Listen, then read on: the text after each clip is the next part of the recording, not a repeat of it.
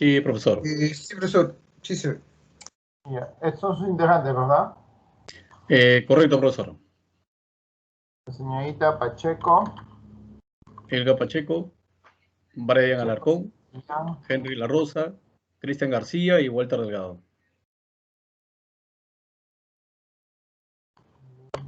Nos tocó al equipo 2 exponer el tema de base de datos relacionales. Por favor, siguiente, profesor. Muchas gracias. Bueno, como base de datos, como concepto, tenemos que es una estructura de información que normalmente se almacena a través de un gestor de datos de forma ordenada. Ello con la finalidad de poderlos manejar los datos a través de un sistema aplicativo o consultas, ¿no? Existen varios tipos de base de datos. El que nos toca exponer en este caso es el modelo de base de datos relacional. Siguiente, profesor, por favor.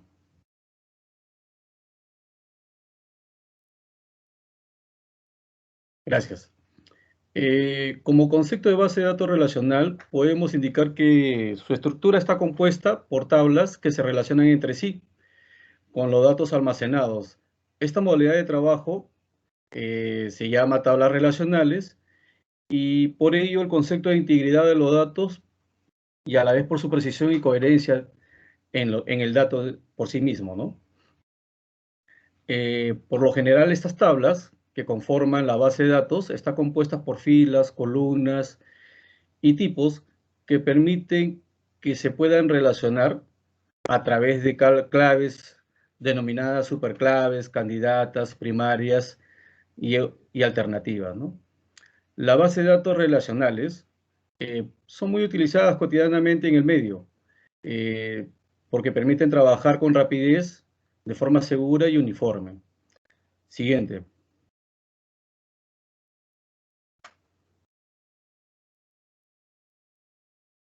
Este es un modelo lógico de una base de datos relacional en donde podemos ver un poco cómo se relacionan las entidades, en donde podemos también observar cada una de, digamos así, cómo es que se compone cada una de ellas y por sus campos, ¿no? Puede ser campo de textos, integer, ¿no?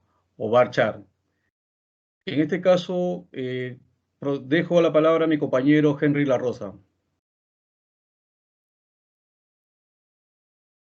Ya, gracias, Walter. En siguiente diapositiva, profesor. Buenas noches.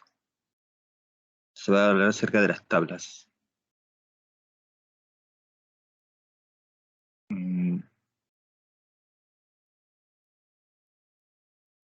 Ya, gracias. Bueno, las tablas son objetos de base de datos que contienen, como dice en la diapositiva, datos. Tomemos, por ejemplo, una tienda, por ejemplo, donde se desean crear tablas que van a ser relacionadas a las entidades. Por ejemplo, tendríamos tablas productos, tablas categorías, tablas usuarios. En este caso, los datos que necesitamos guardar en cada uno correspondería a una tabla, ¿no? Por ejemplo, tendríamos, ya que se mencionó una tabla productos, la información de cada producto, del producto comparte una misma estructura. Por ejemplo, tendría una descripción, un precio, una cantidad disponible, stock, cosas así de datos, ¿no? En las tablas, los datos se organizan en forma de filas y columnas, similar a una hoja de cálculo. Siguiente, profesor.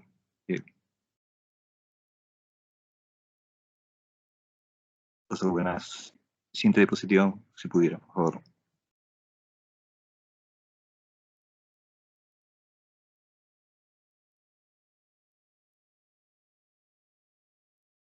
Profesor, disculpe. Siguiente diapositiva. Gracias. No, se pasó una diapositiva. Quería mencionar tipos de... No, atrás.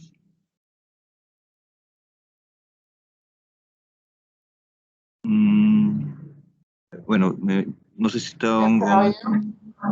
¿Qué diapositiva? ¿Qué número? Según lo que veo es la 9.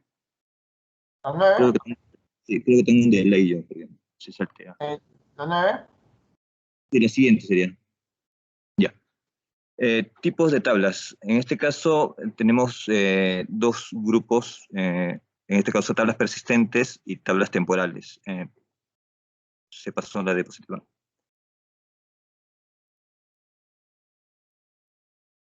El número 9, ahí está. El 9, profesor, el 9. Sí, también, ya lo veo, ya. En este caso, las tablas persistentes, ¿no? Bueno, básicamente son las que pueden ser borradas por usuarios y tienen unas 3 subcategorías. Tablas persistentes de tipo base, una de tipo vistas y unas instantáneas, ¿no? Las bases se crean indicando su estructura y contienen datos como metadatos.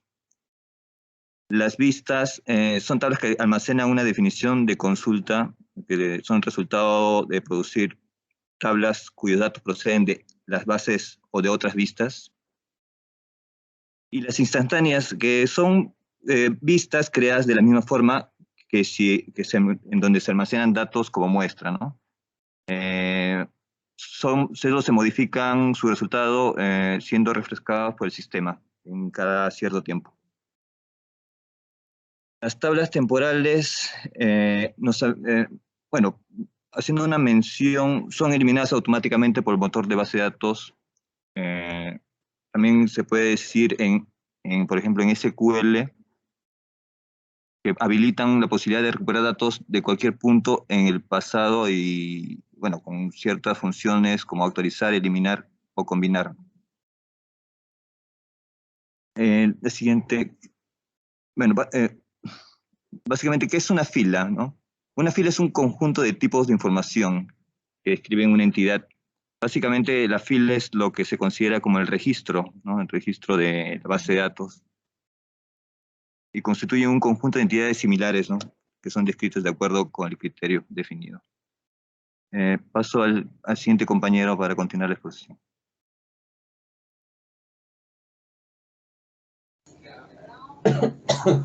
¿Qué tal, profesor? Buenas noches, compañeros, buenas noches.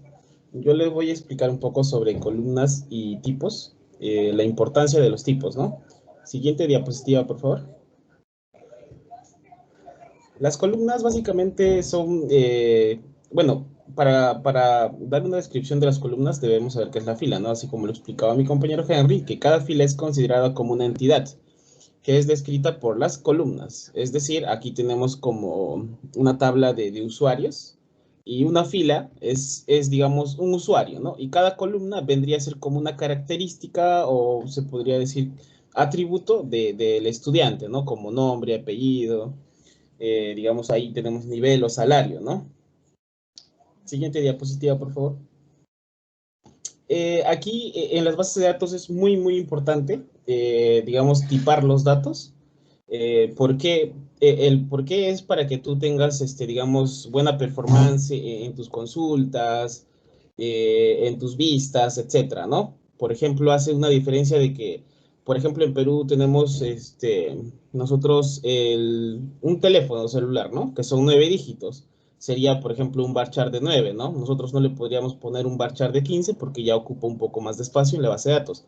Y estas pequeñas cositas, digamos ya en cantidad, cuando tú haces una base de datos mala, ya comienzan a poner lentas, digamos, tus consultas, ya y de hecho ya tus sistemas, pues, ¿no?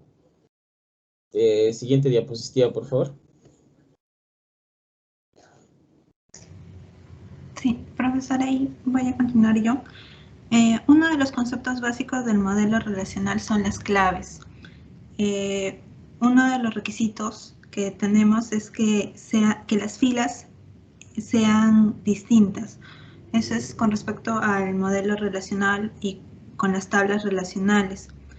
Tenemos diferentes tipos de claves. Una de ellas es la superclave, en la cual nos indica que son las columnas o es la columna o conjunto de columnas que identifican de forma única a una fila.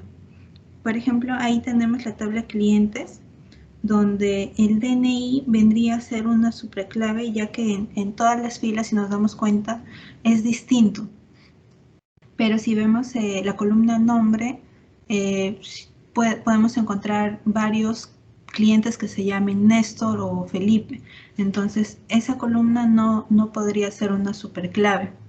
Sin embargo, si añadimos, por ejemplo, lo que es nombre y apellido, también como que no podría, ¿no? Porque puede, digamos que sea el nombre Jesús y apellido Pérez, ¿no? Lo más común.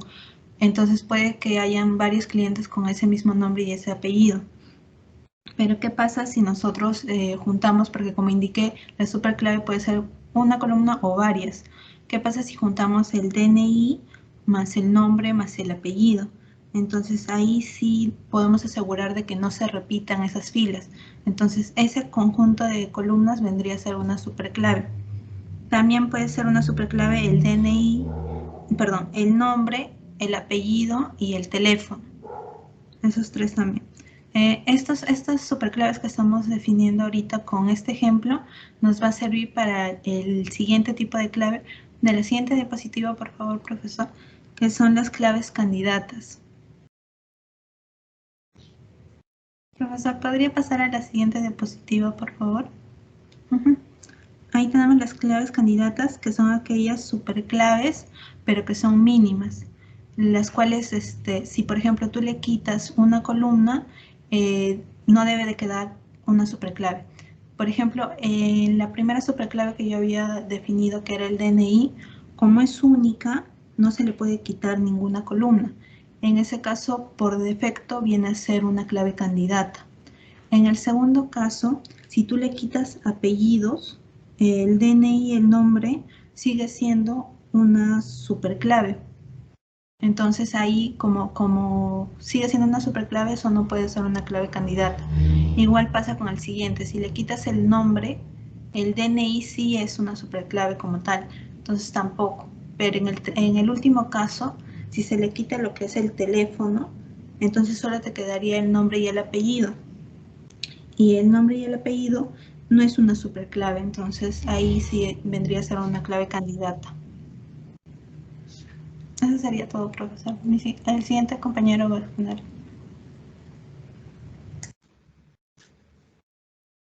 Buenas noches con todos. Continuando con la exposición, teniendo ya identificados las claves candidatas, realizamos el proceso de validación de estas claves candidatas para poder identificar nuestra clave primaria. La clave primaria es aquella que va a identificar a cada uno de los registros, cada una de las filas, y es la que va a ser el dato distinto a cada uno de ellos, ya que si los demás datos se repiten, esta clave primaria no se debería repetir. Como ya mencionaron mis compañeros, puede ser un dato o el grupo de varios datos, ¿no? En este caso, realizando el análisis, las claves candidatas son el DNI y la otra clave candidata es nombre, apellido y teléfono. Bueno, nosotros como o las personas o el administrador de base de datos es el que va a escoger esta clave primaria, ¿no? Realizando un análisis, lo cual vemos ahí en el cuadro de color verde. Primer análisis que tenemos que tener en cuenta es que sus valores deben ser siempre conocidos, ¿no? Y no nulos. Y ya con esta primera opción o con este primer análisis podemos ver que la clave candidata, nombre, apellido y teléfono no cumple, puesto que una persona podría o no tener teléfono. A pesar de que ya todos, en su mayoría, en la actualidad tenemos un teléfono, pero puede haber algunas que no tengan, entonces no podemos correr ese riesgo, ¿no? Cosa que con el DNI no sucede, ¿no? Puesto que ya desde que nacemos nosotros ya tenemos el número de DNI y entonces es más asequible, o se podría decir, es más correcto escoger el DNI para la clave primaria. Bueno, el otro análisis que tenemos que ver es la memoria que ocupa debe ser mínima. En todo caso, si nosotros comparamos en usar el DNI o usar el nombre, apellido, o la agrupación del nombre, apellido y el teléfono, el que va a ocupar menos memoria, ya sea en el disco duro o en la base de datos, es el que es de un solo dato, ¿no? Que en este caso es el DNI. Otra vez cumple el DNI con uno de los requisitos para ser clave primaria. La otra, su condición debe ser sencilla. ¿Sencilla en qué caso? La forma de escribirse, ¿no? Ya que el nombre, ahí como vemos en el ejemplo, podría escribirse con la N mayúscula y las demás letras con minúscula, en el caso de Néstor, o todas con mayúscula, Néstor, todas con mayúscula, el apellido igual, ¿no? Con tilde, sin tilde, entonces es muy complicado de escribir. O se hace complicado, hay muchas formas de escribir, en todo caso no cumple también con este requisito de que su codificación debería ser sencilla, ¿no? El cuarto requisito es el contenido de sus valores no debe cambiar. En este caso también el tema de los nombres, ¿no? Vemos que puede o podría cambiar ahora con la ley que se puede cambiar ya sea el orden de los apellidos o el nombre, pues este dato no podría ser tomado en cuenta para una clave primaria, ¿no? Los teléfonos igual, ¿no? Pueden cambiar, se te pierde el celular, ya no quieres tener ese número, pides otro número, ¿no? Entonces, la segunda opción tampoco sería dable tomarlo como una clave primaria. Bueno, consideraciones para tener en cuenta sobre la clave primaria es que se utiliza, como ya había mencionado, para identificar de forma única cada una de las filas de la tabla, ¿no? Siguiente diapositiva, por favor.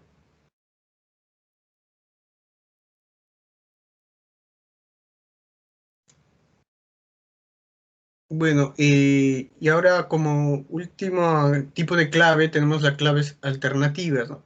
En este caso ya es simple el tema de la clave alternativa, puesto que es aquella o aquellas que no se escoge como la clave primaria, ¿no? Entonces, si nosotros tenemos en nuestra clave candidata una lista de 3 claves candidatas y una de ellas es la elegida como ya la clave primaria, pues nuestras claves alternativas son todo lo que lo sobrante, se podría decir, ¿no? Y bueno, eso sería todo. Gracias por su atención, compañeros. Gracias, profesor.